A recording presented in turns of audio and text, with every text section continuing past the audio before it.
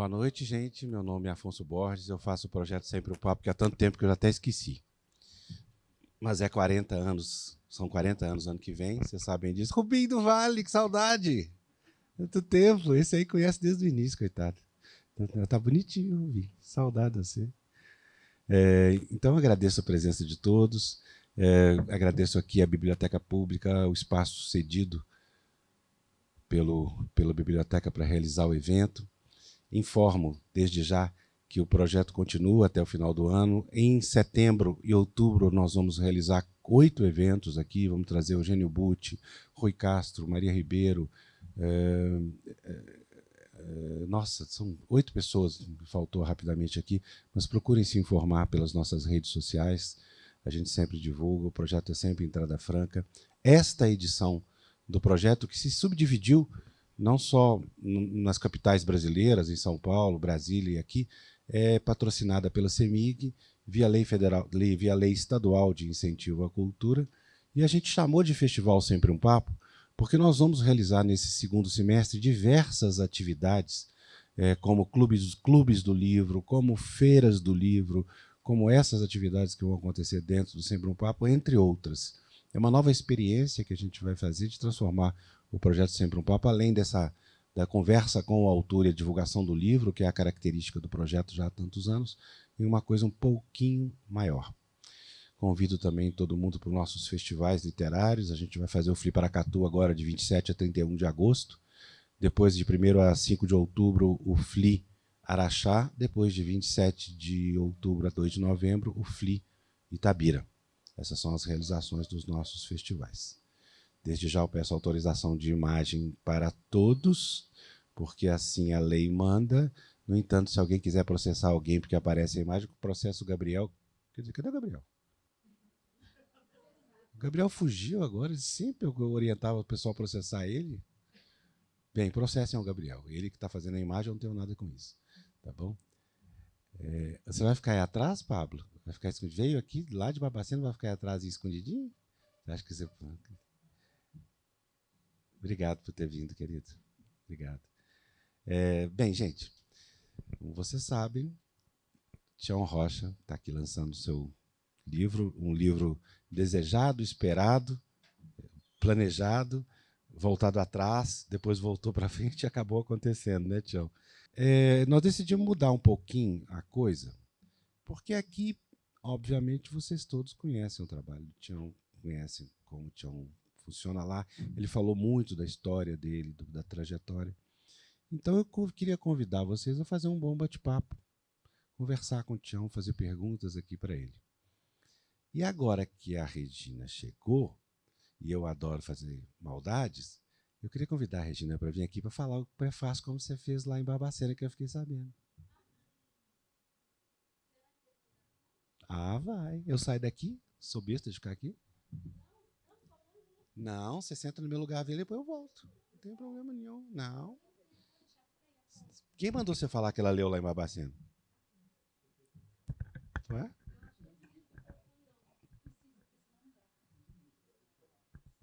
Senta aqui no meu lugar. Não, é porque... Oi, gente. Oi, gente. Tudo bem? Ricardo, senta aqui. Eu quero ver se eu... Aqui. Eu prefiro em pé, bobo. Não, mas fica difícil lá em pé, não. O negócio é difícil ler e segurar o microfone. Esse que é o problema. Gente, o Afonso tem dessas, né? Não fiz nem metade que eu vou fazer com o Pablo ainda. Pelo amor de Deus. Fica preparado aí. Ah, para eu ler da tia? Isso. Olha só, eu fui fazer isso em São Paulo, deu uma coisa na luz, eu não conseguia ler de jeito nenhum, então ficava igual quem não sabe ler, sabe? Gaguejava, então fiquei traumatizada para ler isso, mas aqui eu vou ler. Nasci em Belo Horizonte e fui criado no bairro Santa Teresa. Só fui à escola aos 7 anos. Não existia pré-escola, íamos direto para o primeiro ano. Você entrava no primeiro ano adiantado ou no atrasado, porque sabia um pouquinho mais ou um pouquinho menos. Eu fui para uma escola pertinho de casa, Grupo Escolar Sandoval de Azevedo. No primeiro dia de aula, a professora nos levou para uma sala de leitura, onde a gente se sentava no chão e ela, de uma cadeira, lia para nós. Ela abriu o livro. As Mais Belas Histórias de Lúcia Casasanta e começou a ler. Era uma vez, em um país muito distante, viviam um rei e uma rainha e seus filhos e filhas. Aí eu levantei o dedo. Professor, eu tenho uma tia que é rainha. Que legal, meu filho, mas fica quietinho aí, escuta a história. E continuou a ler a história da rainha e seu reino. Lá pela metade do livro, levantei o dedo de novo. Professora, eu tenho uma tia que é rainha. Já escutei. Isso é a história da carochinha. Agora fique quieto e preste atenção. A história continuou. Lá pelas tantas eu insisti. Professora, eu tenho mesmo uma tia que é rainha. Cala a boca, menino. Silêncio. Fica quieto que você está me atrapalhando. Com a cortada, percebi que eu tinha que ficar calado. No final da aula, ela passou a mão em mim e me levou para a sala da diretora, que se chamava Ondina Aparecida Nóbrega. Era uma mulher forte, parecia um guarda-roupa. Todo mundo morria de medo dela. Esse menino aqui atrapalhou muito a aula, tá, dona Ondina? Ele falou e ficou insistindo que tem uma tia que é rainha. Não sei o que eu faço com ele. Dona Ondina, com a sensibilidade de um paquiderme. Você quer ser expulso? Quer que eu chame seu pai, sua mãe? Quer ficar de castigo ou vai ficar calado? Naquele dia, eu brinco, aprendi a fazer múltipla escolha. Escolher a letra E, ficar calado e não falar nunca mais.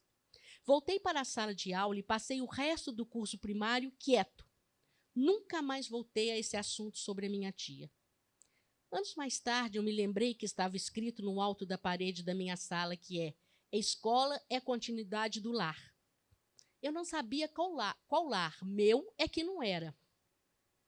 O assunto caiu no esquecimento, então fui para o ginásio. A primeira aula que tive foi de história com o professor José Ramos, e ele começou o curso falando: aqui é ginásio, não é mais o primário, agora é sério. Aqui não é brinquedo mais, não tem mais criança. Vamos começar com a história do Brasil. E começou direto a falar sobre a Península Ibérica, os reis da Espanha, os reis de Portugal, como é que o Brasil foi descoberto. O abestalhado aqui podia ter ficado quieto, mas não ficou. Levantou a mão. Professor, eu tenho uma tia que é rainha. Cara, como é que você chama? Tchau. Olha, não me atrapalhe, tá? A gente trabalha muito, ganha pouco. Primeiro dia você já vem me encher o saco? Eu fiquei quieto. Até virei motivo de gozação dos outros. Nunca mais falei. Apaguei da minha memória essa história. Fiz o 2º grau e chegou a época de fazer vestibular. Nenhum curso oferecido me interessava, não queria fazer nada. Fui morar em Ouro Preto para ajudar meu irmão, que tinha um boteco. Era uma oportunidade de ficar fora de ler, de andar e pensar. Um belo dia, um frio danado, tomei umas cachaças e fui ler A um Deus Desconhecido, de John Steinbeck, sentado atrás do cemitério da igreja de Nossa Senhora da Mercês, a Mercês de cima. Não sei se por efeito do livro, da cachaça ou do frio, comecei a olhar em volta como se fosse a primeira vez. Eu estava em uma cidade como Ouro Preto, em um cemitério de pedras, com um muro às minhas costas, uma paisagem enorme se oferecendo à minha frente, e o que eu estava fazendo ali não tinha nada a ver comigo. Eu não conhecia nada daquela cidade, daquela história. Comecei a pensar sobre a história da cidade e lembrei da história da minha tia, que tinha a ver com tudo aquilo. Ali, o que eu tinha perdido em algum momento. Naquele dia, resolvi fazer curso de história. Voltei para Belo Horizonte, fiz vestibular, passei e estudei história durante 4 anos. Lia tudo, me aplicava e fui excelente aluno. No 4º e último ano, conheci o professor Caio Bosch, de quem fiquei muito amigo. Um pesquisador culto com quem eu tinha intimidade, um dia eu disse: professor, eu vim estudar história por causa da minha tia, que foi uma rainha. Tem 4 anos que eu estou querendo estudar a história dela. Já estudei, conheci tudo quanto é rainha, de todas as dinastias, de tantos países, mas eu não tive uma aula sequer sobre ela, sobre minha tia. Ele riu muito. Mas você veio fazer o curso errado, cara. Sua tia não está aqui. Se ela estiver, vai aparecer na antropologia, que estuda essas coisas de cultura tradicional. Ele me mandou para a antropologia e eu fui.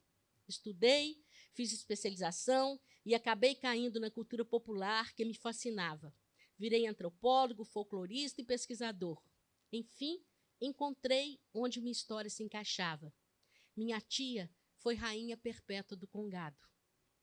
Ela deixou uma marca muito forte na minha memória, no meu inconsciente, ou sei lá onde.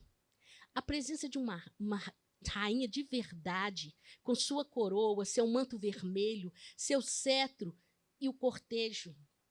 Do mês de agosto ao mês de outubro, todos os domingos, os ternos de Congado da Irmandade de Nossa Senhora do Rosário dos Pretos faziam as festas em homenagem à santa.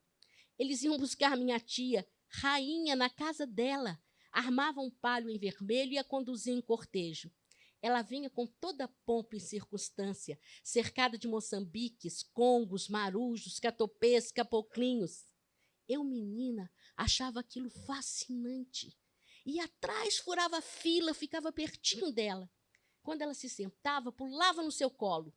Eu me sentia à vontade no colo de uma rainha. Era minha tia, a rainha. Anos depois, uma das minhas irmãs me mostrou uma foto minha vestida de congadeiro.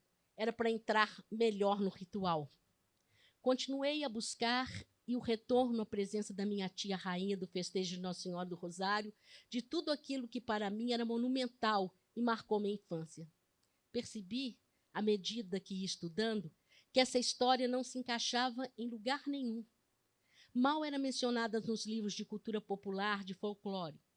Por isso virei pesquisador, frequentador de folias de reis, de folias do divino, do congado, e durante muitos anos fiz isso como uma necessidade minha. É por isso que eu, quando me apresento, falo que sou folclorista por necessidade. Tenho necessidade de entender, não do ponto de vista de folclore, mas dessa cultura da qual fui parte. Este fato marcou minha infância. Era desconhecido e desconsiderado pela escola, pela universidade. Parece que seguia em paralelo, não tinha nenhuma conexão com os conteúdos acadêmicos. Ao ouvir a história de reis e rainhas, histórias da carochinha, percebi que havia outras realezas e dinastias que jamais iriam estar ali. Jamais seriam lidas ou contadas para os meninos. Tudo que eu penso daquilo em que eu acredito e faço, do que tentei colocar em prática na minha vida como professor e depois no CPCD como educador, tem a ver com isso. É quase uma continuidade. É uma busca permanente.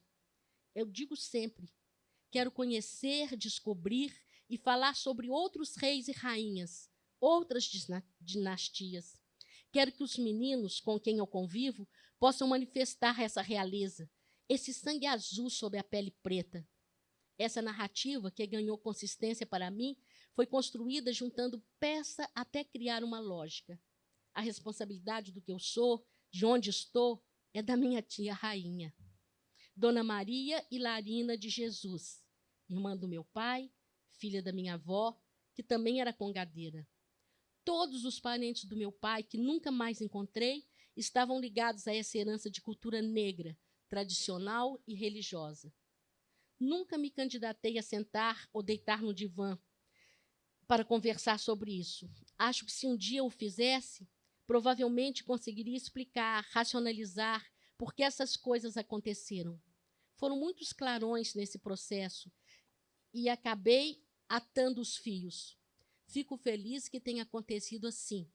Sinto orgulho e prazer de me reconhecer e ser como sou, graças à herança de minha tia rainha.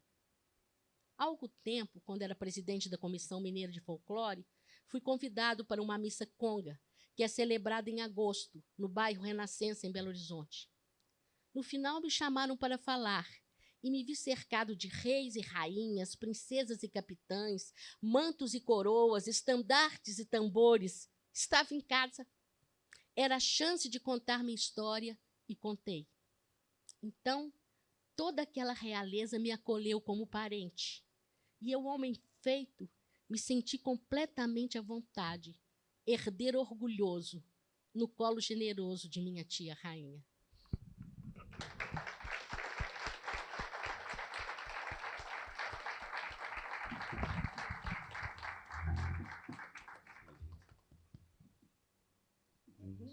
É, Eu não sei se eu deixo você sair daqui. Tá bom, você volta daqui a pouco. Eita! Vamos lá. Alguém pega o microfone aqui, por favor, para a plateia? Tereza, por favor. Obrigado. Boa noite, Tião. Boa noite. Tá com a palavra, pode falar. É. Não, você convidou. Eu ia fazer umas 7 perguntas aqui, mas é que eu fiquei pensando. O ideal é não fazer pergunta agora. Certo. Te dar a palavra para dizer o seguinte.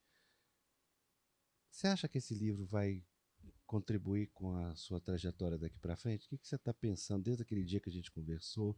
A gente conversou muito sobre o papel do livro mesmo, né? E a minha experiência diz isso, que o livro cria uma transformação até para quem viveu tanto essa experiência como você.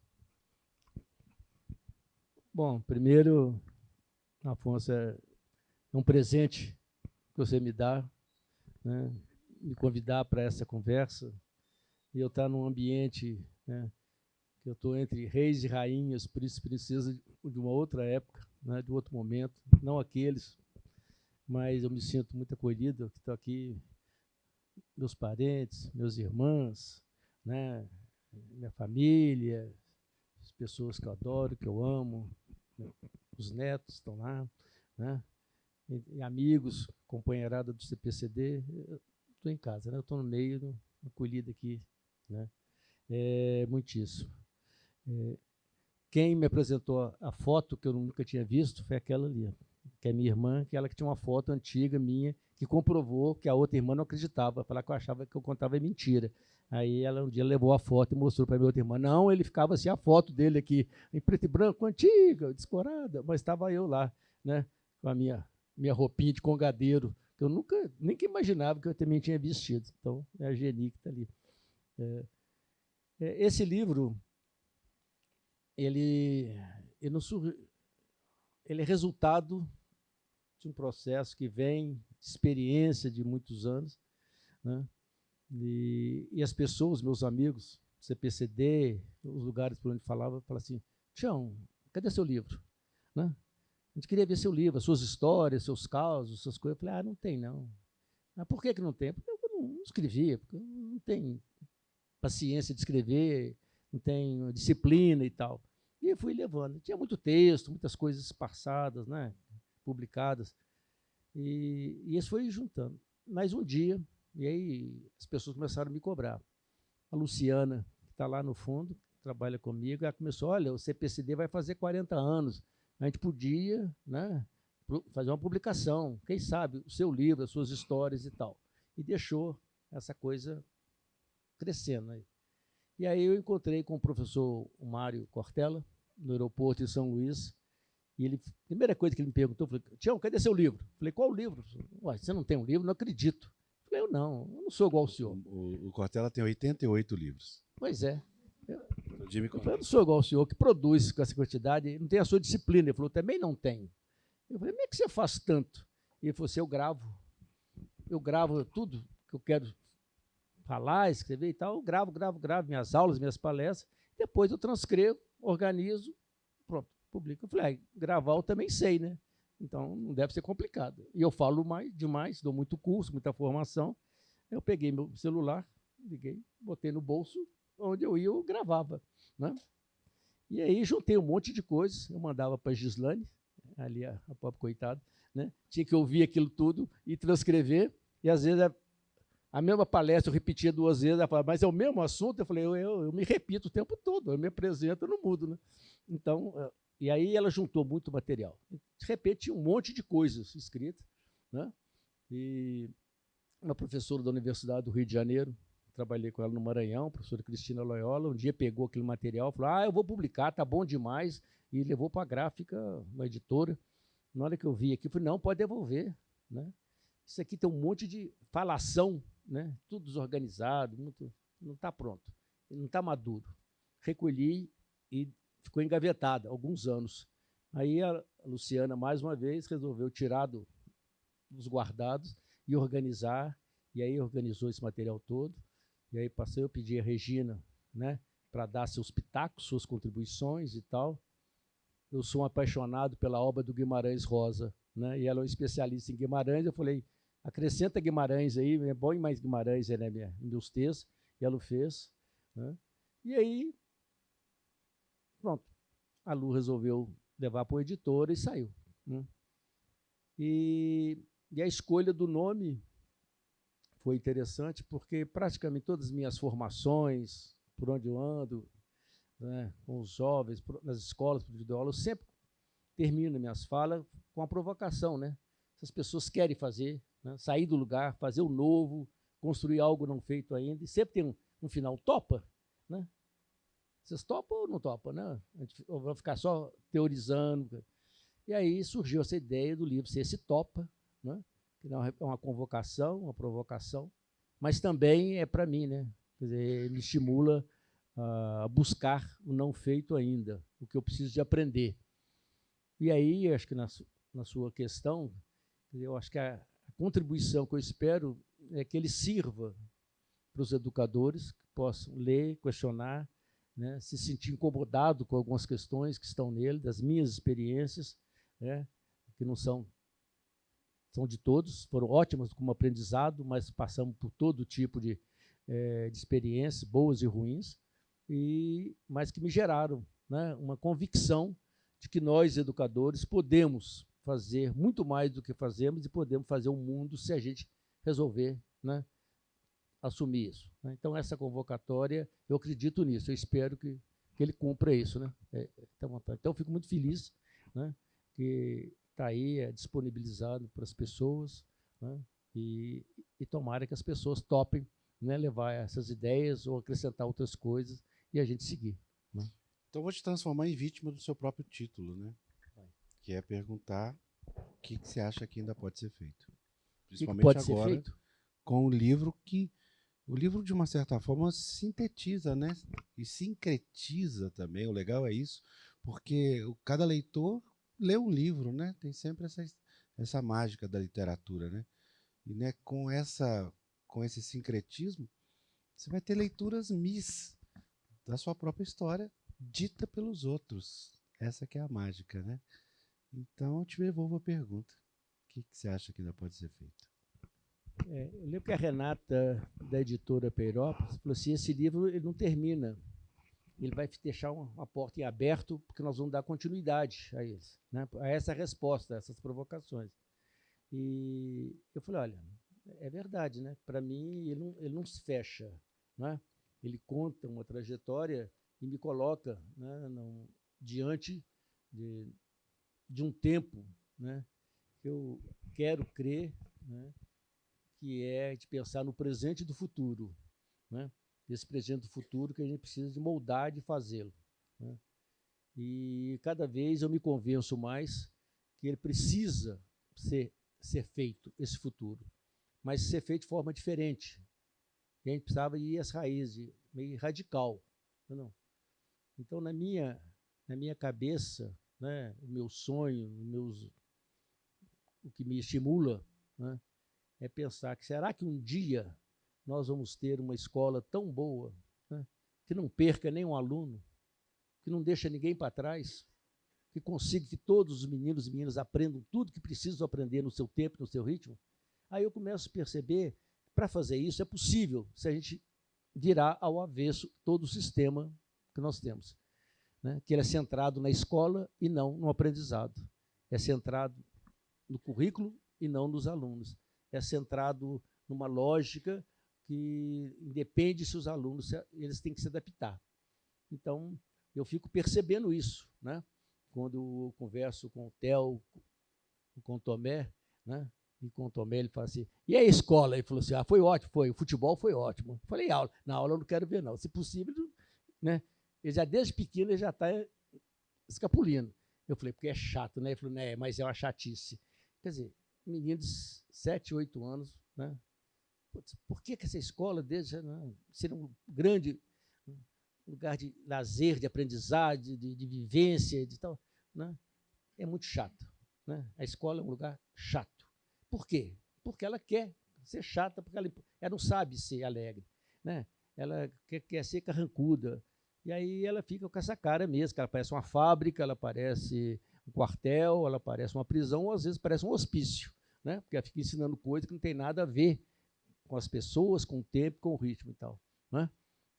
Estava conversando com um companheiro aqui lá do Querubins, na minha época, com 17 anos, ele falou, pois é, nunca tive diploma, pô. Eu falei, mas você tem um portfólio, né, cara, de aprendizado, né, que não tem universidade que cubra, pela experiência que a gente teve nesse tempo. Então, eu fico percebendo isso. Eu quero acreditar nisso, sabe? Eu quero ajudar a propor que a gente possa fazer. E eu acho que o trabalho do CPCD hoje é construir caminhos palpáveis, as pessoas perceberem, dá para fazer, não é só conversa, sabe? Está acontecendo. Então, todas as nossas experiências são muito nesse sentido, né? De buscar esse não feito ainda, né? Mas dá tempo? Dá. Né? A gente vai até onde for possível. Depois a gente, né, joga, transferimos para os outros, né? Dá continuidade a essa luta, né? Esse desafio, essa encrenca. Né? O outro nome disso é utopia, você sabe, né? Utopia. É a própria, né? E a utopia do Galeano, né? Do Eduardo Galeano. Né? Não é o sonho possível do Dom Quixote. Né? A utopia você vê, né? Está lá. Daqui lá são 100 passos. Você dá os 100 passos, não que chega lá, ela já andou mais 100 a distância. Acabou. Então, ela está sempre correndo de você. Né? E o Galeano fala assim, a gente nunca vai alcançá-la, mas não é para ser alcançada, é para não perdê-la de vista. Né? É essa sim. Então, eu não quero perder isso de vista nunca. Não é? E pensar nessa questão. E por isso que a gente fala que o CPCD é uma instituição de aprendizagem. É para aprender a fazer isso. O dia que a gente falar, aprendemos tudo, então pode fechar as portas e mudar de ramo, porque nós já acabamos, nos esgotamos. Né? Então, eu acho que esse é o exercício de um grupo, de um coletivo, dessa moçada que está toda aí, né, junto com os vários amigos que fazem parte dessa trajetória. Tinha uma questão da... Gente, eu vou começar a fazer pergunta aqui, que se vocês não me atrapalhar, eu vou ficar me perguntando até amanhã cedo, hein? A Tereza está aqui na frente, minha irmã, com o microfone. Só pediu para ela, tá? A questão da perda no seu trabalho é fundamental, né? Aquela história que você contou lá em Paracatu. Eu queria que você contasse a história de novo. Pronto. A história daquele menino.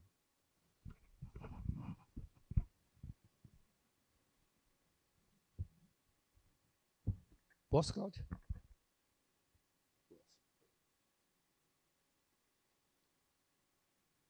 Não sei se eu vou conseguir contar, mas, né, você já sabe. Eu fui professor de história, né, durante muitos anos. Dei aula no Colégio Padre Machado, no Promove, dava aula no Instituto Alcinda Fernandes, lá no Sion, dava aula na PUC, na Católica. A mesma matéria, História Moderna e Contemporânea. E trabalhava no SENAC também. Então, era de 7 da manhã até as 10 da noite, todos os dias, e sábado até as 5 horas da tarde. E o Instituto Alcinda Fernandes, colégio de classe média, particular, né? Toda vez que eu ia olhar na minha agenda, aonde que eu vou dar aula amanhã, eu procurava na agenda. Eu rezava, tomara que não seja no Alcinda. Aí na que eu olhava, eu falei, era. Eu falei, oh, que azar. Tomara que não seja na 7ª série. Era. Eu falei, vai ser o supra-sumo do azar se for na 7ª C. Tinha até medo. Na que eu olhava, eu falei, 7ª C. Eu falei, pronto, acabou meu dia. Porque eu tinha um aluno na 7ª série chamado Álvaro Shine Prats, que bagunçou minha vida, literalmente. Bagunçou. Bagunça até hoje. Né? Porque o Álvaro, ele lia tudo que eu pedia para ele ler. Tudo. Só que ele lia, além disso, ele lia tudo que eu também não pedia. Ele era um leitor voraz. Então eu chegava na sala, falava, bom dia, vamos começar. Ele falava, Tião, uma questão. Falei, pronto, já atrapalhou. Né? Eu estava lendo fulano de tal. Falei, Álvaro, eu não li. Eu não trouxe. Então traz o livro. Ou então conta para nós. E aí ele começou, né, a trazer livros, informações. Um dia ele falou assim, vamos fazer uma roda, vamos fazer uma discussão no fim de semana? Você topa? Eu falei, topo. Vamos fazer prova oral, em vez de prova escrita? Então, ele era essa figura. E um dia, eu chego no Alcinda para dar aula, movimento danado, né, dos alunos, e falou, o que aconteceu? Eu falei, ué, o Álvaro morreu. Eu falei, mas como morreu? Né? E aí, nós fomos para o velório, lá na colina. Aí, chegando na colina, um casal, os pais do Álvaro, se aproximaram de mim e falaram, o senhor é o professor Tião Rocha? Eu falei, sou eu. Falou, nós somos os pais do Álvaro. Eu falei, o que aconteceu com o Álvaro? O Álvaro se matou. Eu falei, por quê? Ele falou, professor, essa é a grande questão. Por quê que o nosso filho saltou da ponte da vida? Né? E nós estamos procurando informações sobre isso. E aí, a mãe dele falou assim, olha, procurei papel, registro, conversas, né? Não havia celular na época, né? Não tinha. Mas eu lembrei, professor, o Álvaro falava no senhor todos os dias. Né? Na hora do jantar, no lanche. O professor Tião Rocha é o cara. Nós estamos lendo um livro tal, vai ter um debate, vai ter uma prova tal, ele vai ver comigo, porque eu tenho que ver com ele. O senhor era íntimo da nossa família, se a gente se saber. Então, por que, professor, que o nosso filho se foi? Eu falei, não sei. Como não sabe? Eu falei, não sei, desculpa, não sei. O senhor deveria saber. Eu falei, deveria, mas não sei. Ele falou, se o senhor não sabe, ninguém vai ficar sabendo. Me despediram e foram sepultar o Álvaro. E eu fui chorar, né? E chorar, e chorar, e chorar, e chorar muito. E pensar na vida. Né? E depois de muito pensar, eu percebi o seguinte, o Álvaro deve ter me dito que ele estava indo. Em algum momento das nossas conversas, ele falou, vou pular, vou sair dessa. Só que eu não, passou batido, eu não percebi. Não percebi. Chegou um ponto que eu estava tão cansado aqui, eu falei, não adianta eu ficar insistindo nisso, perdi. Né? Agora eu tenho que pensar na minha vida. Plano A, muda de profissão, né? Porque eu não aguento 2 trancos desses na minha. Arranja outra profissão, no comércio, num banco, fica do outro lado do balcão, né? 6 horas da tarde você fecha o botequim, não, você não precisa nem conhecer o freguês. Né? Plano B, você volta para uma sala de aula. Mas se eu voltar para a sala de aula, eu nunca mais perco um aluno. Mas não perco nem com a vaca tussa. E eu fiz a opção B, voltei para a sala de aula. E mudou a minha vida completamente. O Álvaro virou um anjo da guarda. Onde eu vou, ele vai comigo. Está aqui. Me provoca. Nunca mais me deixou. Né? E eu fiz, como é que eu faço para não perder mais? Então eu percebi que aquele conteúdo da história moderna e contemporânea que eu estudava, que eu tinha que cumprir o programa, da crise do capitalismo, da unificação da Itália, da Alemanha, da Primeira Guerra, bobajada.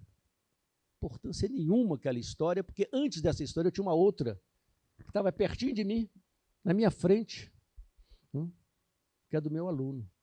Então, se eu não pudesse aprender primeiro a história deles, percebê-lo, né, que tempo que as pessoas vivem, não faz sentido conhecer a outra história do nosso passado, toda essa coisa que a gente tem formal e acabada e pronta. Né? Eu preciso construir essa história. Então, eu mudei radicalmente meu jeito por isso. Né? E eu falo disso com muito orgulho. E um dia, eu contei isso num programa de televisão. Né? E aí, uma pessoa que viu e ligou para a Cláudia, a irmã do Álvaro, que é diretora de uma escola em Belo Horizonte. E a Cláudia me ligou, me descobriu, me ligou.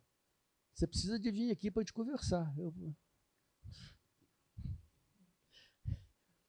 Na hora que eu cheguei na escola, estava ela e o pai dela, entrou junto comigo. Eu falei, putz, meu Deus. Sentamos os 3 em volta de uma mesa e choramos, né? Choramos. Mas depois foi uma energia tão boa, né? Porque o pai me falou assim, Tião, você resgatou o Álvaro para a gente. A gente tinha colocado um redomo em torno, sabe, dessa história. E eu falei, não, eu quero exaltar. Ele, para mim, está vivo, intenso. Né? E saímos de lá e ficamos amicíssimos, né? Amigos do pai e tal. Né? Então, eu falo que ele virou um anjo que eu preciso. Né? Então, a história daquilo, né, fez um monte de coisas. Né? Do que a grande, talvez, para onde me levou a história do Álvaro, foi que ele me mostrou aonde que é que a antropologia podia me ajudar no meu trabalho como educador. E é um pé de página. A coisa mais importante que eu aprendi na antropologia é um pé de página do Goethe. Ele diz, um bom antropólogo, eu falo, um bom educador, é aquele que no seu convívio com o outro, ele consegue fazer uma leitura do outro tão densa, tão rica, tão significativa, que um dia ele é capaz de diferenciar piscadela de piscadela. Fecha aspas. Eu acho isso genial. Entendeu? Quer dizer, nós, educadores, temos que aprender a fazer essa diferença. Né? E a primeira questão que a gente precisava de aprender, eu falo sempre com os meus alunos, é o seguinte, né? É perceber, primeiro, né, que a gente não se dá conta que pisca. Né? É tão natural piscar que a gente não se dá conta que pisca. Então, é algo natural, que todo mundo pisca. Né? Agora, existe piscadela e piscadela. Né? Quem joga truco sabe o que eu estou falando, né? Tem uns 6, pronto. Né? Ou tem um tique nervoso. Né? A Gislane, quando ela fala com o Bento lá, o filho dela, Bento, cadê o dever? Ele fala assim. Né? Quer dizer, não trouxe. É claro que não trouxe, já piscou os olhos, né? Estou ferrado. Né? Mas tem aquela outra piscadela fatal. Né? Sexta-feira, à noite, sábado, domingo, sei lá, rapaz simpático, moça bonita, cruza e faz assim. Né? Dá uma piscada. Né? Se vier igual ao contrário, é um discurso pronto. Posso ir? Demorou. Não é? Se não veio, quer dizer, piscar os olhos não é tão simples, tão banal, né? Tão natural. É cultural. Então, a pergunta que eu me faço é, quais são as piscadelas que os meninos dão para a gente o tempo todo? E as meninas, as crianças dão essas piscadelas. Elas falam em sinais, às vezes pequenos nadas. Né? E aí eu fui aprender a cultura das pessoas. Né? Ela é pública, ela é notória, ela é palpável, mas ela é microscópica. Pequenos nadas. É o pão do doce.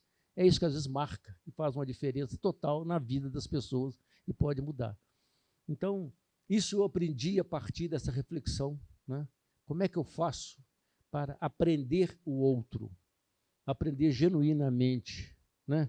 Não é aprender por fora, é aprender, né, na sua inteireza, nos seus saberes, nos seus fazeres, nos seus quereres, no seu tempo. Então, isso virou para mim uma obsessão, né, como educador. Eu quero entender o tempo do outro. Que tempo que se vive? No presente do passado, no presente do presente ou no presente do futuro? Já que Santo Agostinho diz que só existe um tempo, só existe o presente. Tem alguns que vivem o presente do passado, outros o presente do futuro. Né? Os meninos pequenos só têm presente. Os jovens têm presente do futuro. Os velhos é que têm presente do passado. Estão lá olhando para trás do que ficou. Então, você tem que construir, levá-los a esticar, estender os limites desse tempo. Então, isso tudo fez parte desse aprendizado. Né? Então, foi graças a essa experiência dramática, que para mim virou... Né? Você decidiu não perder ninguém.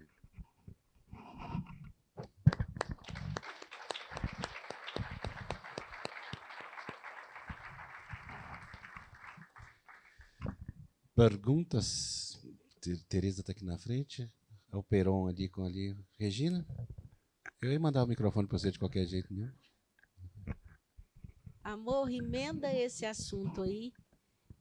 Emenda esse assunto aí de perda e conta aquela experiência dos cachorros. Você lembra dela? Na Bahia, no lixão.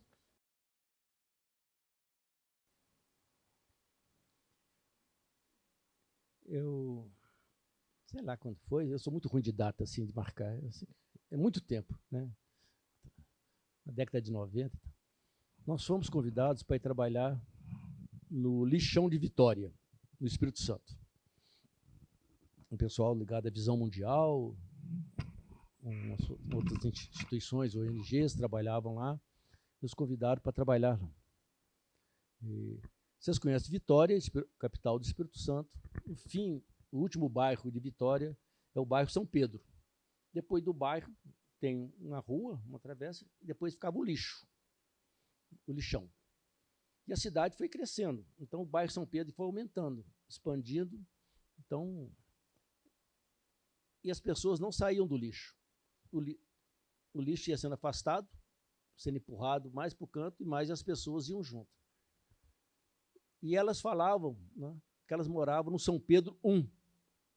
Depois elas passaram para morar no São Pedro II, no São Pedro III, São Pedro IV, São Pedro V, São Pedro VI. Não tem São Pedro VII numa ilha, pois é o mangue é o mar. Então, e aí o grande desafio é que todos os projetos sociais, públicos, privados, etc., tinham o mesmo discurso, correto.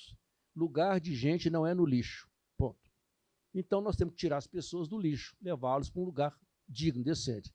Só que as pessoas não sabiam mais sair do lixo. Então, elas não saíam. Por isso que elas mudavam.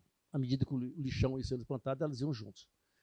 E aí, na época, eles falaram assim, você podia montar lá uma escola, né? Fazia muito sucesso, nossa oportunidade, que era o projeto Sementinha, a escola debaixo do pé de manga. Lá não tinha nem pé de manga, né? Tinha lixo. E eu fiquei uma semana andando por lá. E ouvindo com as pessoas. E aí, um dia eu escutei uma senhora falando com a outra. Ô, fulano, eles estão querendo fazer uma escolinha aqui para os meninos, o que você acha? Eu acho ótimo. A outra falou assim, mas se eles quiserem me tirar aqui do lixão, estou fora. Aí eu entendi a piscadela. O sinal. Opa! E aí, no dia da reunião com a comunidade, falou, onde é que vai ser a escola? Eu falei, aqui. Falei, mas aqui, em cima do lixo? Falei, é. Mas aqui não tem jeito de aprender. Eu falei, nem de viver. Mas aqui não dá nem para estudar. Eu falei, nem para morar. Né? Vocês vão sair daqui? Não. Por que vocês não vão sair? Porque a gente não sabe para outro lugar. A gente vive aqui. Eu falei, então vai ser aqui. Aí uma lá comentou assim, isso não vai dar certo. Eu falei, vai dar errado. É para dar errado mesmo. Não, já está errado. Tudo errado. Está tudo errado. Está errado. Então vamos continuar errado. Aula, segunda-feira, 7h30 da manhã, 8 horas, tudo bem? Tudo bem, marcado. Pode vir os meninos todos? Pode vir, maravilha. Chegou na segunda-feira, a equipe estava lá, preparada, não aparecia nenhum menino. 7h30, 8 horas, 9 horas, 10 horas, 11 horas, apareceu menino nenhum. Eles me ligaram, né? Era a época da Meirinha, lá de Curvelo. Ó, Tião, não vai vir não, aqui é difícil demais e tal. Eu falei, eu vou aí, nós marcamos uma reunião, falou que vi, então 5 horas da tarde eu cheguei lá. Mas quando eu cheguei, eu falei, moçada, é o seguinte, eu queria fazer uma reunião para a gente conversar. Eles falavam, espera o que? O mercadinho. Aí, de repente, um cara subiu em cima do morro e falou assim, mercadinho. Era um caminhão que passava no Carrefour, passava nas feiras, que recolhia os restos de comida. Aquele lixo era um especialista em recolher restos. Então, todo mundo parava para ir, né, tirar desse caminhão a comida. Aí eles iam preparar a comida e jantar. Aí terminava o expediente. E aí eles começavam a sentar e conversar, cada um na sua barraca, de lona, de plástico, qualquer lugar, né, de tapera. Pode falar à vontade. Né? E eu lembro que eles ficavam muito sossegados. Né? E aí eu fui percebendo como é que era a história deles. De 6 horas da tarde até as 6 da manhã, ninguém dormia. Por causa dos mosquitos da América Latina, todos iam para lá fazer uma assembleia extraordinária, todos os dias. De 6 da tarde às 6 da manhã. Às 6 da manhã, os mosquitos vão embora. Aí o povo ia dormir. De 6 da manhã até meio-dia, porque de manhã não acontece nada no lixão. Os caminhões já foram recolhendo o lixo da cidade, só chega a partir de 1. Eu falei, gente, desculpa, eu não sabia que o fuso horário aqui começava 2 horas da tarde, 1 hora. Então, a nossa atividade vai ser 2 horas. Aparecia menino de tudo quanto é lado. A gente sentava em cima do lixo. 1 semana depois, eles fizeram um trapiche. 2 semanas depois, o mangue subiu lá e eles levantaram o trapiche. 1 mês depois, eles botaram um plástico. 3 meses depois, tinha uma lona. 6 meses depois, o chão era lustrado. E lá. Eu chegava lá para a reunião, eles olhavam para mim com a cara ruim. Sabe? Eu falava com a Lúcia, né, que era a coordenadora. Eu falei, Lúcia, vocês não gostam de você, né? Não gostam de mim, não? E eles falaram assim, claro, era para dar errado. Eu falei, mas tem 6 meses que nós estamos aqui, está dando errado, mas 6 meses, e eles com essa cara ruim, mas fazia tudo. Muito bem, passado o final do ano, um dia, a Lúcia falou comigo, Tião, estamos com um problema aqui. Eu falei, problema que mais tem aqui no lugar, né? Só tem problema. Eles estão querendo tirar um menino do projeto. Eu falei, quem? O Leandro. Eu falei, qual? Aquele menino do projeto. Eu falei, tá bom. Eles vão falar isso com você na reunião. Aí eu fui para a reunião, estou lá sentado, esperando, depois do mercadinho, né? Os mosquitos estão lá, a gente conversando e tal, lá pelas tantas, o assunto não saía. Eu falei, moçada, vocês não vão falar nada, eu vou embora, porque os mosquitos estão tomando conta, fica com eles aí, né? Mas antes de ir embora, tem um assunto. Vocês estão querendo tirar um menino do projeto, o Leandro? Ah, Tião, foi bom você lembrar. Você podia levar ele para o orfanato. Eu falei, por quê? Não, porque ele é órfão, ele fica solto aqui. Eu falei, não. Mas ninguém sabe quem que é o pai e a mãe dele. Eu falei, eu perguntei, precisava ter pai ou mãe para participar do projeto? Não, então ele fica. Né? Não, Tião, é porque a gente não sabe nada dele. Eu falei, eu perguntei alguma coisa para vocês, se eu sabia? Ele fica. Né? Não, Tião, é porque ele mora debaixo de uma barraca, né, de plástico, de lona. Eu falei, vocês também não moram debaixo de barraca de lona? Mora. Então ele fica.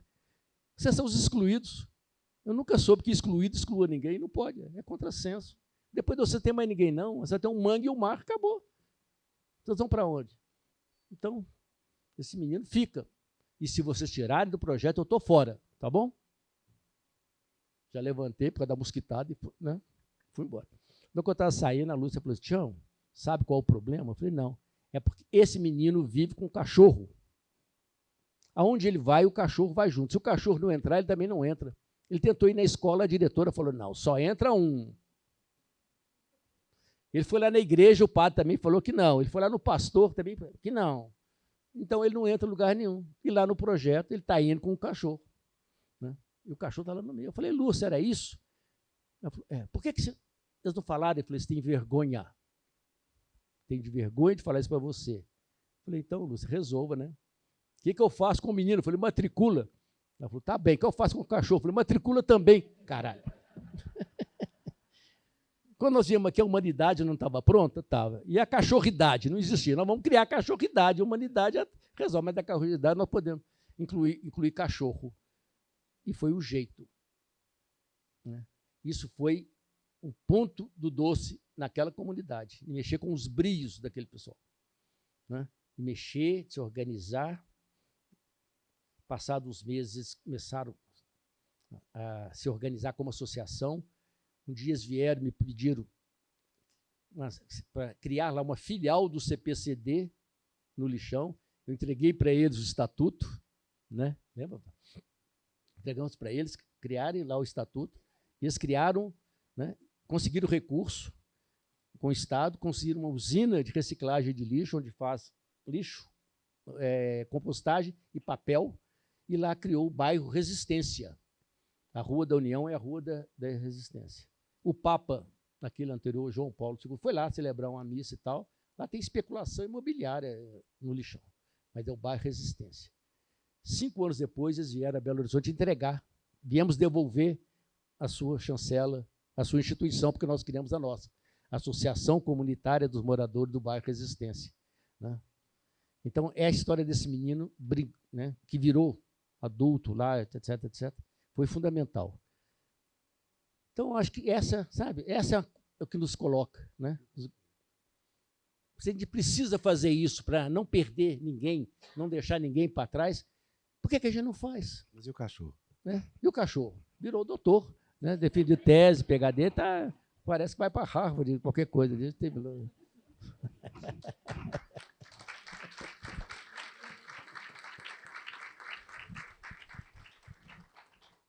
Pergunta, gente? Então manda para a Regina de novo. Ah, tem uma lá atrás.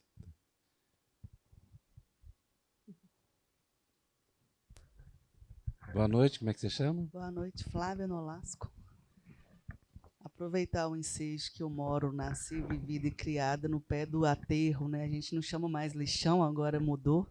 Antes era o lixão, mas hoje é o aterro desativado de Belo Horizonte, lá no bairro Pindorama, fica entre o Pindorama e o Califórnia.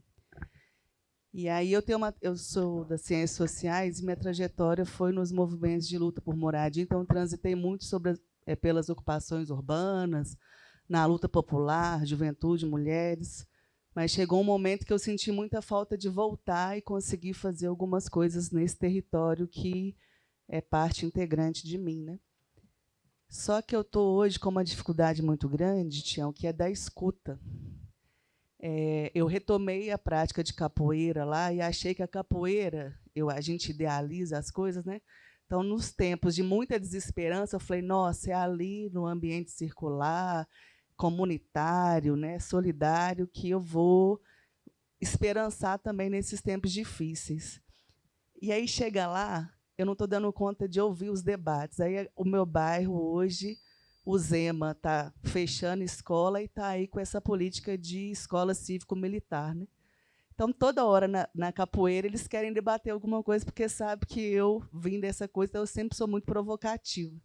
Então, quando eu vejo que a maioria é a favor das escolas cívico-militar, que as falas sempre são muito punitivistas, que o aterro vai ser transformado, ou pensa em ser transformado num parque ecológico, mas a primeira apresentação da prefeitura lá é um projeto em inglês. Aí a audiência pública na Câmara de Belo Horizonte não apresenta o projeto em slide, passa assim. Então, a informação não chega. Aí eu que vim de uma trajetória de luta e vejo esse tanto de coisa, eu tenho ficado emudecida, eu não estou conseguindo argumentar. Até quando um mestre de capoeira fala que é a favor da escola cívico-militar, eu falo, cara, onde que deu muito errado que aqui está reproduzindo o pior que já teve, né, um retorno a esse tipo de educação. Então, se não está bom, né, se já tem muitas críticas no modelo, então as pessoas estão defendendo isso e a principal fala é da disciplina, é de conter a violência, né? Então, em contextos de muita violência, a solução agora é as escolas cívicos militares. E aí, eu participando da reunião da rede no território, surgiu esse assunto. E eu fiquei falando, gente, mas como que a gente pode, então, provocar esse debate? Como que a gente vai fazer?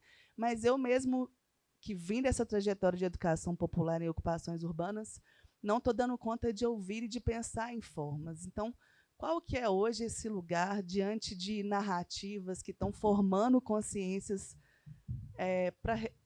para defender esse tipo de lógica? Assim, que a gente pode fazer, né? Não na utopia, mas enquanto prática mesmo. Assim, eu me sinto desinstrumentalizada, estou me sentindo sem saber mesmo. Eu falo, gente, eu não estou dando conta de ouvir, porque aí eu estou me silenciando nos debates para eu não ter que argumentar mais, assim, porque a gente, quando também traz muitas outras perspectivas, é colocado num lugar de também muito diferente, né? É outra cultura, parece. Então, a gente transita e fica preso nessa outra cultura, né? Boa colocação. Olha, eu acho que tem duas maneiras, nós aprendemos, eu aprendi isso muito, duas maneiras de você olhar para a comunidade com a qual você convive, na qual você está integrado. Nós fomos treinados, isso é treino, a olhar uma comunidade como a gente olha para um copo com água. A água está por aqui, você pode falar, esse copo está meio cheio ou está meio vazio. Se estiver aqui, você fala, está quase vazio, tem pouca água. Qualquer que seja a quantidade, o treinamento que nós fomos treinados ao longo da história é olhar para a nossa comunidade pelo lado vazio. E eu medi o lado vazio. Nós viramos doutores especialistas em medir carências. Todo tipo de carências são mensuráveis, né? Essas carências são na economia, na expectativa de vida, na saúde, na renda, na educação, no salário. E aí a gente mede carências. A gente mede o lado vazio. Isso virou um indicador, chama IDH. O IDH mede o lado vazio do copo. E as políticas públicas que tomam como referência o IDH, né, elas se organizam a partir das carências. Se tem vazio, a solução está aqui fora, né? De levar para o outro aquilo que você acha que o outro precisa. Isso tem sido um marco da nossa história. Se você pegar os projetos sociais desde a década de 70, todos tinham o mesmo objetivo. Vamos melhorar a qualidade de vida das populações carentes e marginais do Nordeste do Brasil, da periferia. Vamos levar para o outro, carentes, aquilo que nós, que não somos carentes, podemos levar. É a terceirização do fracasso. Quando não chegava até a ser um modelo fascista, autoritário, de levar para o outro o seu modo de vida. É por isso que não funciona. Nunca funcionou. Eu não conheço nenhuma política pública baseada em IDH que tenha tido resultado, porque ela se baseia em levar para o outro aquilo que você acha que ele não tem. E você às vezes bem intencionada. Só que a educação não pode cair nessa vala. Nós, educadores, não podemos entrar nessa vala. Eu aprendi que só faz sentido para nós olhar o lado cheio do copo. O lado cheio pode ser isso. Ou isso. Mas você faz só isso para você, né, cara pálida? Para essa comunidade é 100% do que eles têm. É isso que resiste, é o que mantém a unidade, que faz sentido para esse grupo. Aprender o lado cheio do copo é olhar não pelas carências, mas pelas potências. É aprender o outro não pelo que lhe falta, mas porque ele tem como resistência, como sonho, como capacidade, como utopia, como desejo. Essa leitura, nós nos especializamos durante anos de fazer isso, de chegar no lugar, né? Não adianta falar, vai lugar mais pobre, uma favela, no lixão, um baianão, Laranjal do Jari, na Iquitos, na África. Não chega lá para medir carência. Lá me interessa medir o lado cheio. O lado cheio, a gente chama o lado luminoso. Dá para medir? Dá. É o IPDH. Qual que é o Índice Potencial de Desenvolvimento Humano que existe em todo e qualquer lugar, que é a capacidade de acolhimento, de convivência, de aprendizagem e de oportunidade. Toda comunidade ela tem. Se você consegue olhar para esse lado cheio, você vai perceber os pontos luminosos. Se você juntar os pontos luminosos, você cria um holofote, né? E aí, é isso que a gente faz. Todos os lugares que nós trabalhamos, né, a ideia era medir isso. Nós vamos trabalhar em São Paulo, Vargem Grande, né, a convite do Instituto, né, que é a periferia de São Paulo, etc. Né, é um lugar que tem 36 mil, 40 mil habitantes. Eu queria conhecer. E aí eu chamei todos os agentes comunitários de saúde, fiz uma roda com eles um dia. Né, e eu pedi, me fala da sua comunidade. Eles começaram a falar tudo que falta, entendeu? Aqui não tem nada, aqui não tem, aqui. Muito obrigado. Passei a palavra. Assim foram 10 pessoas. Estava soltando um foguetório lá na cidade, que era dia de jogo do Corinthians, no Campeonato Mundial de Futebol, não sei aonde. Né? Tinha 40 pessoas na roda, os 10 falaram a mesma coisa, só mudava a ordem. Aí eu falei, peraí, vocês vão continuar falando a mesma coisa? Então eu vou agradecer, muito obrigado, porque eu estou doido para assistir esse jogo. Né? Não tem nada bom nesse lugar? Nada. Aí uma moça lá levantou, claro que tem. Falei, o quê? O ar aqui é muito bom. Falei, graças a Deus, né? Melhor do que o de São Paulo. Tem mais? Ela falou, tem muito salão de beleza. Falei, que maravilha, né? Salão de beleza faz muito bem na comunidade, né? Ou o povo é muito feio, quer ficar bonito, é bom, ou ele é muito bonito, quer ficar mais bonito, né? Não tem problema nenhum, né? Vaidade, que eu saiba, não é pecado mortal, né? Então, é um bom indicador. O que mais você quer saber? Eu falei, nada, não precisa saber mais nada, não. Me interessa saber que alguém percebeu que tem duas coisas boas. Formamos um grupo de educadores e depois de um mês de trabalho, um dia eu sentei com eles, agora vocês vão escrever, 5 minutos, quem são os pontos luminosos da cidade? Apareceram 15 nomes. 4 nomes apareceram na lista de quase todo mundo. Os outros apareceram em 2, outros apareceram. Eu falei, pronto, já temos um pódio. Medalha de ouro, medalha de prata, medalha de bronze. Não precisa mais de ninguém, não. Para mexer essa comunidade, não precisa mais do que 15 pessoas, não. É só convocá-las.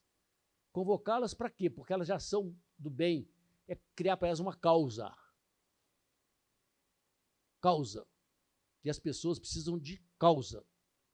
Se elas tiverem uma causa, elas vão levar. Se não tiver, elas vão ser manipuladas mesmo, né? Vai ser isso que você está contando, esse relato. Mas falta causa. Bota a causa nisso, vai ver que o caminho vai ser outro. Isso significa aprender o acolhimento, a convivência, o aprendizado da oportunidade. Né? É possível? É absolutamente possível, mas exige da gente uma outra perspectiva, né? Significativa de aprender, né, genuinamente o outro. Né? E essa relação ela é fundamental, né? É a relação do 1 mais 1 é igual a 3. É o que eu sei, o que o outro tem, o que nós dois sabemos juntos. Né? E quando você faz isso e convoca as pessoas para essa causa, a gente percebe isso. Né? A gente trabalha muito com jovens, a gente percebe isso, que eles precisam disso, né? Porque eles vivem um tempo, né? Que é o tempo do presente e do presente. Não pode ficar parado no tempo do presente, não, senão eles entram no parafuso. O jovem tem que ter presente e futuro. Porque jovem vem de Juve. Juve significa Júpiter. Júpiter é aquele, Zeus, aquele que tudo pode. O deus do Olimpo. Porra louca, mete os pés pela mão, faz tudo. Né? Mas ele é o dono do pedaço. Isso é um jovem. Mas você canaliza uma causa, ele muda. Né? Perceber o ponto do doce, perceber essa piscadela, isso é fundamental. Né? E aí você passa por situações. Posso contar uma aqui?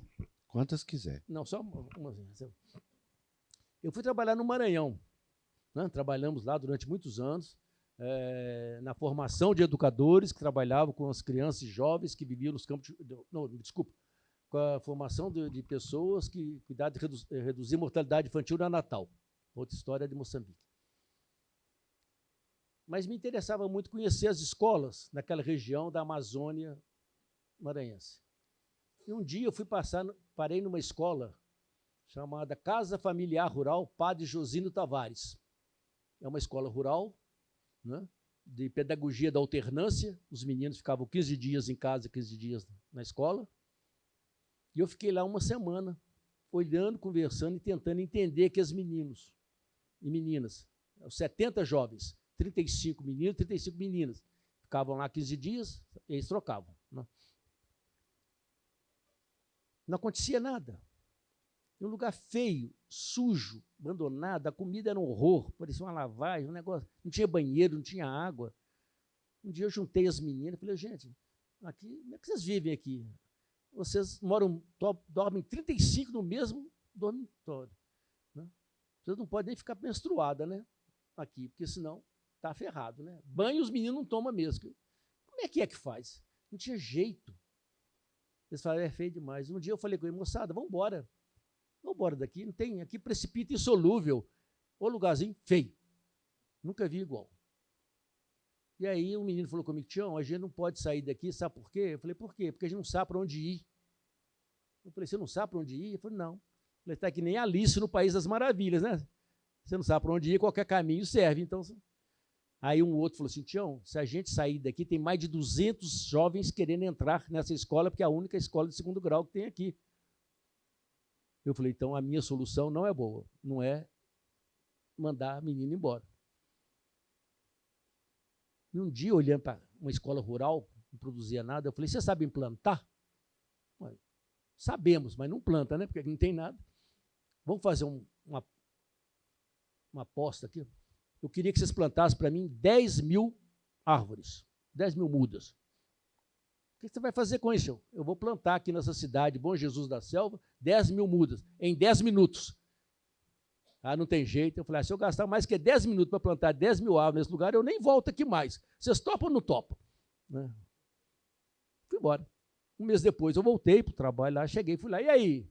Eles falaram, é sério? Eu falei, cara, eu moro num lugar bonito, não vim aqui passear, não, eu estou aqui trabalhando. Se vocês não vão topar, tchau. Então nós vamos topar. O que precisa saber? Eu falei, ué, pega semente, começa a fazer muda. Né? Você sabe, não sabe? Frutífera, nativa. E eles começaram. 6 meses depois, a escola estava cheia de muda. Estava cheio o espaço. Tião, nós temos mais de 5 mil. Eu falei, eu quero 10. Mas não tem nem espaço. Eu falei, pede no vizinho para plantar lá. Chama ele.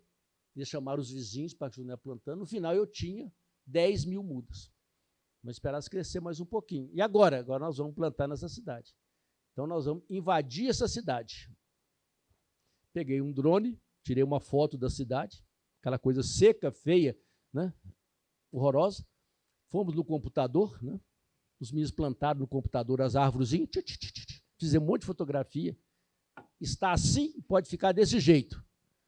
E fomos de casa em casa perguntar, você topa? Se a gente plantar uma árvore aqui, nós temos essa. Se aqui plantar aqui, tem que ser desse lado, porque tem um poste, tem fio. Você cuida? Se a gente botar composto, então, preparamos. Aí marcamos o dia, né? No dia 10 de dezembro de 2014, às 10 horas da manhã, toda a população estava pronta, preparada para plantar 10 mil árvores em 10 minutos. Né? Estávamos esperando o padre tocar o sino e o pastor soltar foguete, que eram os dois que mandavam no pedaço. Né? Quando deu o sinal lá, todo mundo já estava preparado, e nós plantamos. Né? Aí todo mundo corria para o meio da rua para se abraçar, porque foi preparado. Né? As combis dos carros tocavam a música do Ayrton Senna.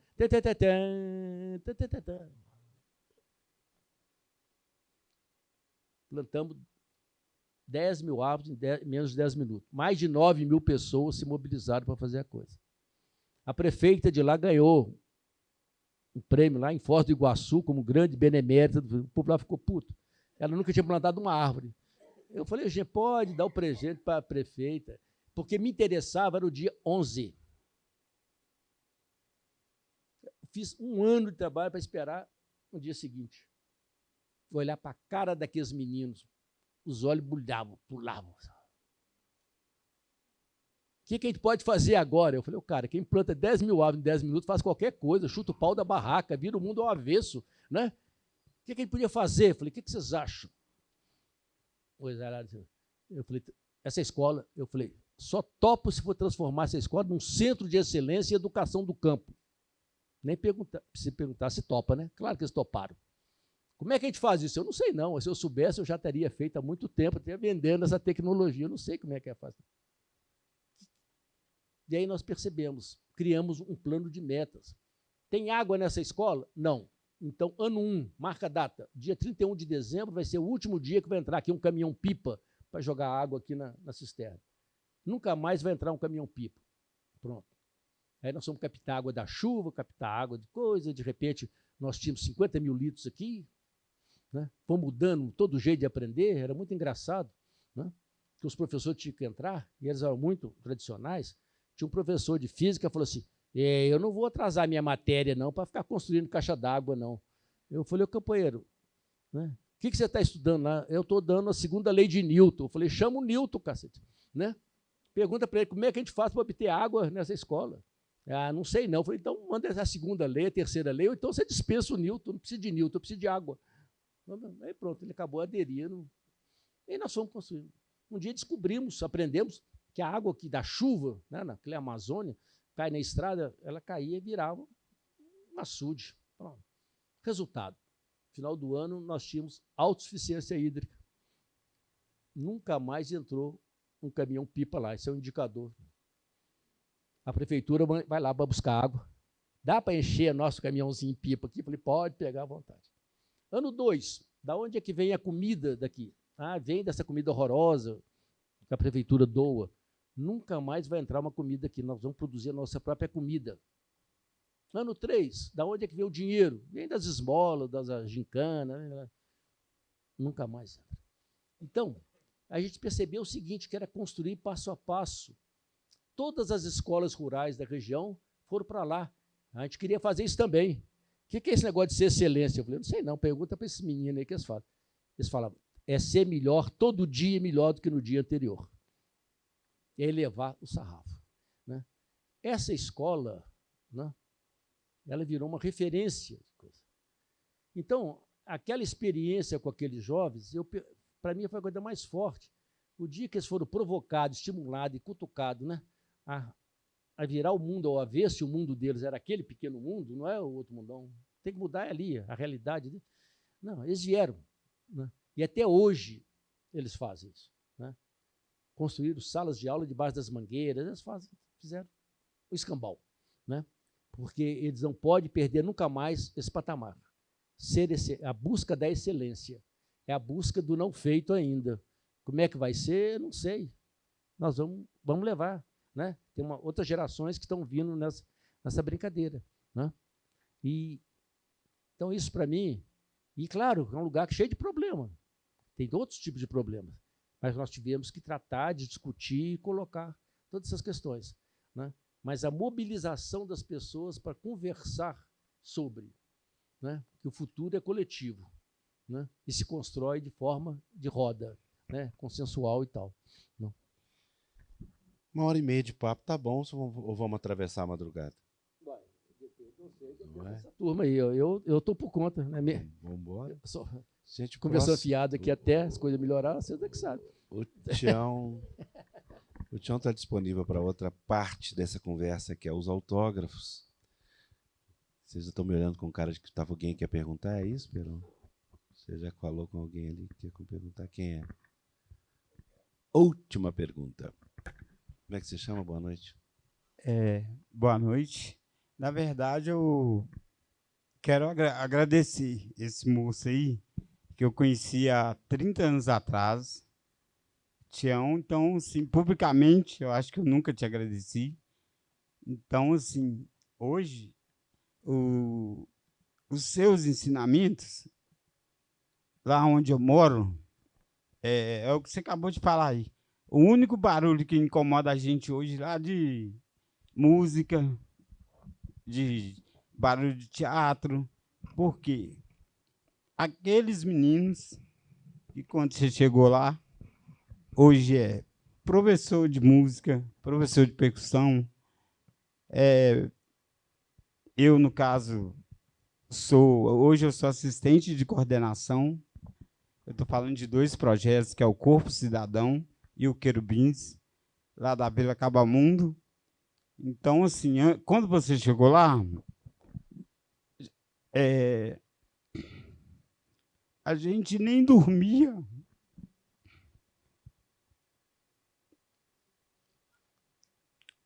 Com barulho de tiro. Era uma guerra.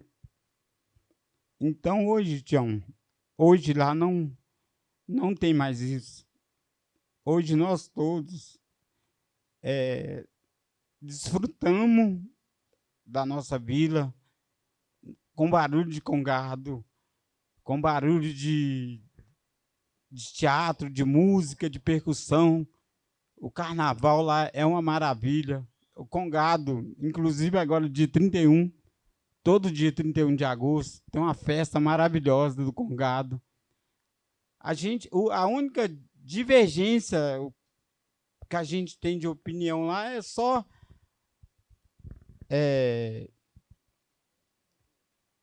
a questão da igreja, as igrejas. Mas, mesmo assim, o pastor toca percussão, tocou percussão. O padre toca percussão, tocou percussão. Então, assim, naquela época que você chegou, que você falou aí, eu lembrei, foi justamente isso. Nós éramos, acho que 4 ou 5 jovens que estávamos quase no tráfico. Graças a Deus e o projeto, que foi o Querubins e o Corpo Cidadão, te chamou, você foi lá, deu os ensinamentos para os educadores da época. A gente era monitor, tornamos educador, e aí os seus ensinamentos estão lá até hoje. E eu lembro de uma coisa, quando você chegou, você falou isso. Gente, não é quando eu chego, é quando eu saio. Eu quero estar quando eu não estiver. E você está lá até hoje.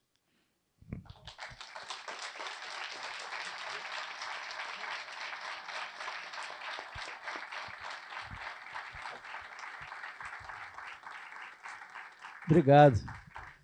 Olha, Afonso, eu acho que é uma noite muitíssimo especial, né? Além de estar meus amigos queridos, CPCD, familiares, pessoas queridas. Vai vendo aqui, vai passando um filme, né, na minha cabeça. Eu estou vendo o professor Zé Moreira ali, né? Meu mestre de cultura popular e folclore. Isso é onde ele com Saul Martins foi meus grandes mestres. E outras histórias. Estou vendo ali o Rubinho. Você sabe que eu me sinto muito honrado, porque o Rubinho estudava engenharia em Ouro Preto, estava 5 anos do primeiro ano, né? E ele não saía do cálculo 1 nem a pau. Ele tocava viola dia e noite, mas não ia na universidade nem a pau. Onde eu falei, Rubinho, larga esse negócio, vai tocar essa viola, rapaz, vai mexer com cálculo integral, com essas coisas, né? Na sua vida, não imagina. E aí um dia ele largou. Falei, que ótimo, né? Aí virou o músico, que é o pesquisador que é e tal. E depois eu fiquei padrinho dele, né? E sou padrinho dele, eu falo, ótimo, esse eu consegui tirar, né? Porque ele estava, né? Ia ser um péssimo do engenheiro, né? Mas é um grande de um violeiro, de um amigo, de um compadre que eu tenho, né? A maior alegria, o maior prazer e tal. E estou vendo mais aqui, estou vendo a Lúcia, foi minha aluna, Colégio Padre Machado, tantas épocas, né? Tanta gente, Gadeca ali, né? Esse trabalho da prefeitura, nossa, é muito, né? Adriana, filho do Marley, meus vizinhos, meus irmãos de Rua Paraisópolis, onde eu nasci, criei e vivi e vivo. Então eu vejo aí um monte dessas pessoas que são muitíssimo fundamentais, foram importantes, fazem parte da minha vida e com certeza todas elas estão presentes nessa história, nesse livro, né? Porque eu falo que nesses 76 anos de vida, eu já vivi mais do que 76 vidas, né? Se juntar as vidas de todo mundo, né? Dos amigos, parentes, que o somos, que se aprende e que tem. Então, eu sou muitíssimo grato por essas palavras, me deixam tocados, né? E é um prazer de estar contigo, né? Uma alma generosa, né? Para isso aqui é muitíssimo grato, né? Pela oportunidade e por esse papo, de estar nesse ambiente tão gostoso, com as pessoas tão queridas. Obrigado. A gente que agradece. Obrigado, John.